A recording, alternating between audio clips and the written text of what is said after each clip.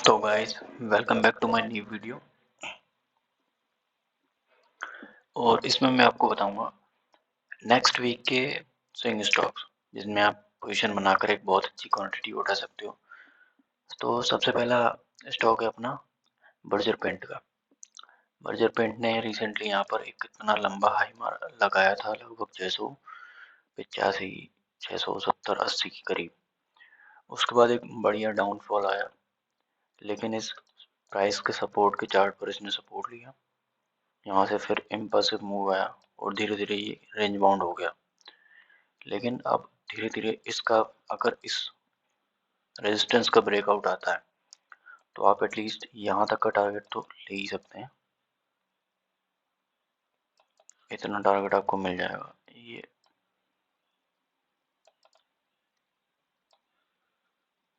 यहाँ तक 10-11% का टारगेट है, आपको इजीली मिल सकता है।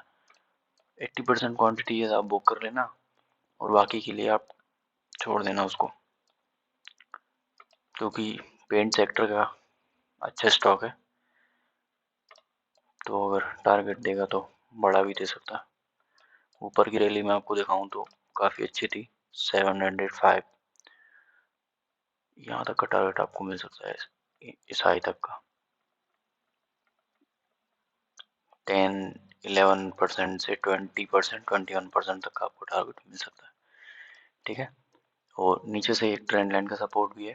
तो अगले स्टॉक की बात करता हूँ मैं, वो है अपना डीबी रियल्टी। डीबी रियल्टी में एक इम्पल्सिव मूव आया है। वॉल्यूम की कैंडल भी ग्रीन, आप देख सकते हो कितनी शानदार बनी है, एकदम स्ट्रॉन्ग कैंडल बनी है। नीचे से ये ट्रेंड लाइन का सपोर्ट आ रहा है, बार बार सपोर्ट लिया, एक बार ऊपर गया, रेजिस्टेंस से वापस आया, फिर इम्पल्सिव मूव यहाँ पे आ गया, फिर ऊपर तक गया, फिर यहाँ पे इसने सपोर्ट बनाया प्राइस का, फिर ऊपर तक गया, फिर यहाँ पर इसने रिजेक्शन लिया, उसके बाद फिर एक और ट्रेंड लाइन से रिजेक्शन लिया ऊपर की बेस लाइन से, फिर ब्रेक, नीचे सपोर्ट लेने के बाद अब ये फिर से ऊपर हायर हाइज बनाने की कोशिश कर रहा है। तो अभी भी ज़्यादा देर नहीं हुई, बस ये अपन इस ब्रेकआउट का इंतजार कर रहे हैं कि ये कब ब्रेकआउट दे, इसके बाद अपन एंट्री ले, क्योंकि ऊपर का टारगेट अपन को लेना है कम से कम इतना। मेरा तो कम से कम इसमें इतना टारगेट रहेगा, यहाँ से यहाँ तक लगभग 60% का टारगेट है। इसके ऊपर भी एज ए एक्सपेक्टेड मैं मान सकता हूँ, इतना टारगेट लेके मैं चलूँगा अगर मैं इसमें इन्वेस्ट करता हूँ तो। हालांकि उठाना है मुझे भी, 4-5 हज़ार क्वान्टिटी इसको उठाना है, तो इसमें मुझे 85, 30-40% का टारगेट तो चाहिए। 35% का, 85 रुपीज़ तक का टारगेट आप एक शेयर आपको देता है तो बहुत अच्छा, क्योंकि मैं इस ग्रीन कैंडल को देख रहा हूँ, इस वॉल्यूम के ग्रीन कैंडल को। अगर 20% भी लेके चलते हैं तब भी 270-280 के करीब ये बहुत अच्छा प्रॉफिट दे सकता है अपन को। तो अगले स्टॉक की बात करता हूँ मैं, वो है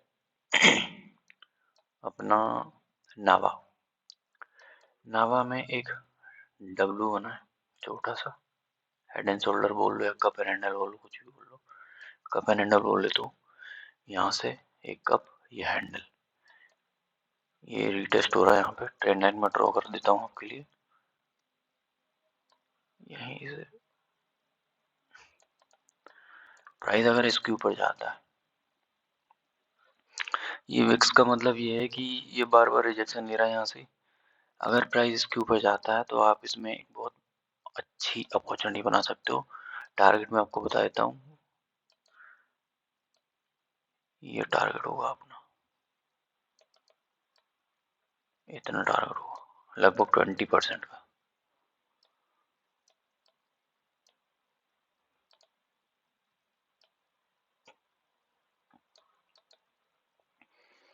18-20% का आपका टारगेट हो सकता है इसमें, नावा का। उसके बाद अपना अगला स्टॉक है रेलीज इंडिया। रेलीज इंडिया एक बहुत अच्छा शानदार स्टॉक है, बहुत कम प्राइस पे है, इसके ऊपर के टारगेट बड़े बड़े हैं।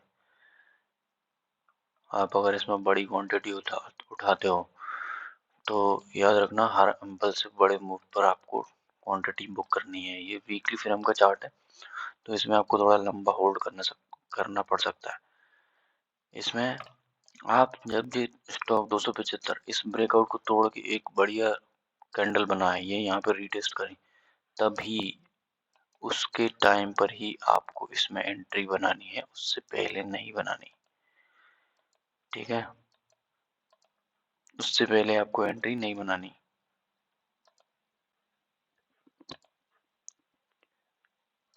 क्योंकि ऐसा नहीं होना चाहिए कि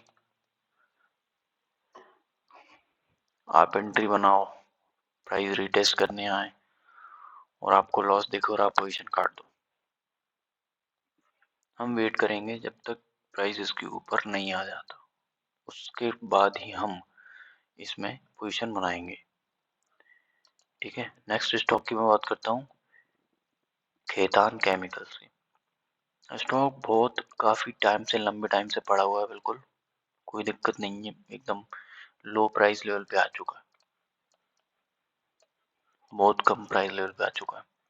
इसमें मुझे बुलिशनेस इसलिए दिख रही है क्योंकि ये बड़ा ग्रीन कैंडल बहुत बहुत तगड़ा वॉल्यूम लेके आया है यहाँ पे, एक यहाँ पर, एक यहाँ पर आया था तो ये वॉल्यूम आया, ये इतना प्राइस ऊपर गया।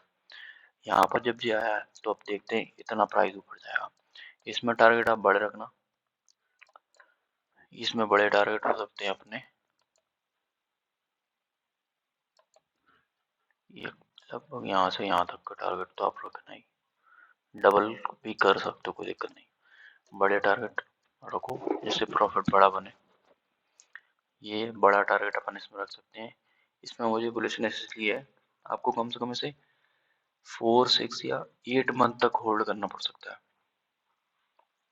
हो सकता है ईयरली एंड तक भी होल्ड करना पड़ जाए, क्योंकि इसमें जो ग्रीन कैंडल बनी है उस हिसाब से तो इसमें जल्दी इम्पल्सिव मूव आना चाहिए।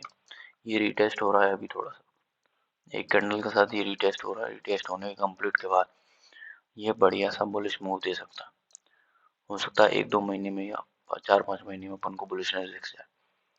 ठीक है, मैं इस एक बार इस स्टॉक की बात बताता हूँ, नावा की नहीं, ब्रेटली की।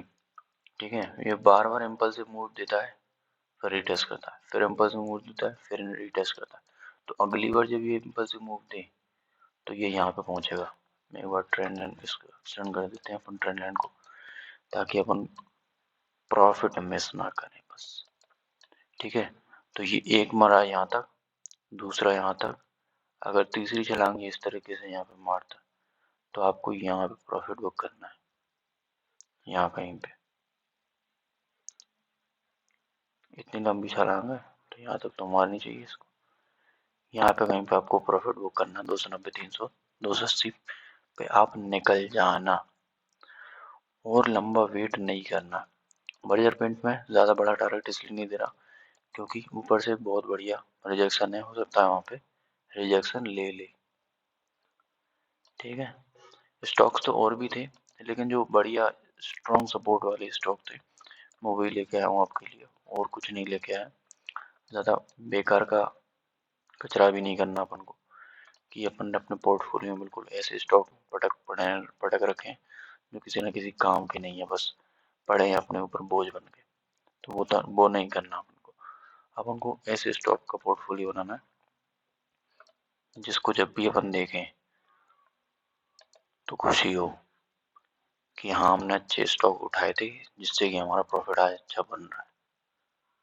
ठीक है ना, इसलिए बोल रहा हूँ आपसे कि आप ऐसे स्टॉक परचेस करो जो बढ़िया रिटर्न दे। एक शेयर था, मैंने आपको शॉर्ट्स वीडियो बना के डाला था, वो था पॉलीकैब का शेयर। मैंने उसमें बोला था कि आप कोई भी अगर इसमें बाइंग बनाना चाहता है तो 20% गिरावट के बाद उसमें बाइंग बना सकता है, आपको एक बढ़िया प्रॉफिट देखने को मिल जाएगा। और सेम हुआ भी यही, मैं आपको बताता हूँ उसका एक बार रिजल्ट, कि मैंने जो बोला वो कितना सही था और कितना गलत। ये देखो, ये मेरा एनालिसिस था, मैंने ये प्लान कर रखा था कि जब शेयर यहाँ पे आएगा, एक बार इस सपोर्ट पे लेगा तो अपन ऊपर की तरफ का टारगेट बनाएंगे, यानी ऊपर की तरफ जाएंगे।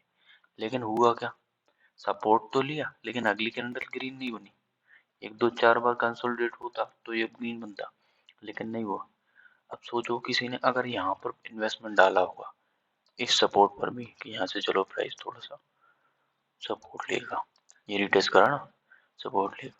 अगर किसी ने यहाँ से यहाँ पे पैसा डाला होगा तो अब ये बताओ कि उसे कितना लॉस हुआ होगा।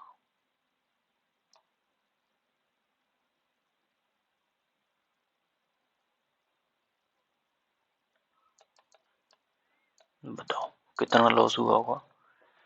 लगभग 30-31% का लॉस।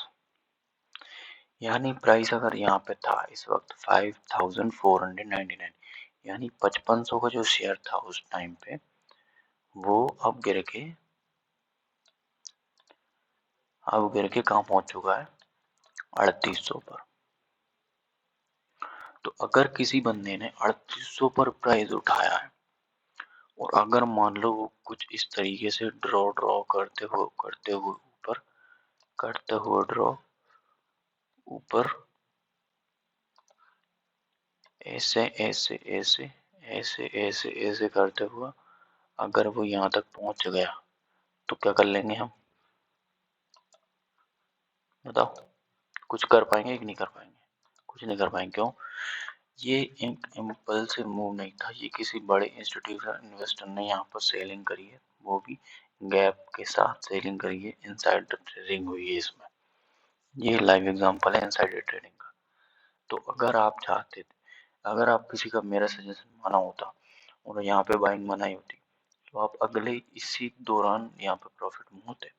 4800 कितना प्रॉफिट जन हो सकता है, 15-20% का प्रॉफिट। इतनी बड़ी क्वांटिटी में 15-20% का प्रॉफिट बहुत होता है। मैंने टारगेट इसलिए दिया था क्योंकि इस ग्रीन कैंडल का ये, लेकिन इसने सपोर्ट नहीं दिया, इसने सपोर्ट तोड़ दिया। तो अब अगर ये आएगा तो यहाँ सपोर्ट तक तो आएगा ही एटलीस्ट। अगर किसी ने यहाँ पे क्वांटिटी उठाई है तो मुझे कमेंट करके जरूर बताएं। और देख सकते हो शेयर ने पहले भी इम्पल्सिव मूव दिया है, ये एक इतना लंबा इम्पल्सिव मूव। तो जाहिर सी बात है कोई किसी बंदे ने यहाँ पे बना रखी होगी तो यहाँ से का इंतजार कर रहा होगा। इसी से लगेगा कि हाँ अब पब्लिक घुस रही है और रिटेल इन्वेस्टर आ रहे हैं, तो यहीं से गिराया उसने शेयर। अब यहाँ पर किसी ने बाइंग बनाई होगी तो वो यहाँ तक का प्रॉफिट तो ले ही सकता। तो गाइज टुडे आज यहीं पे क्लोज करता हूँ। यही थे मेरे स्विंग स्टॉक्स। अगर आप चाहते तो इसमें मंडे को बढ़िया से पोजिशनल ट्रेड बना सकते हैं। नेक्स्ट टाइम के लिए मैंने टारगेट वगैरह सब दिखा दिया। हाँ, अगर आपको लॉस लेना है थोड़ा बहुत तो आप रिस्क पे रख सकते हो। बाकी मैं कभी ये नहीं बोलता कि आप स्टॉक बाय करो और उसको फिर स्टॉप लॉस काट के निकाल दो, नहीं। जब तक हमारा टारगेट हिट नहीं होगा हम स्टॉक नहीं बेचेंगे, क्योंकि हमें टारगेट से मतलब है। स्टॉक तो हैं ही अच्छे, कभी ना कभी तो रिटर्न देंगे ही। ठीक है तो गाइस, ओके, मिलता हूँ मैं अगली वीडियो में। तब तक के लिए लाइक कीजिए, सब्सक्राइब कीजिए, मेरे चैनल को शेयर कीजिए ताकि औरों तक भी इन्फॉर्मेशन पहुँचे। Okay, bye bye, good night.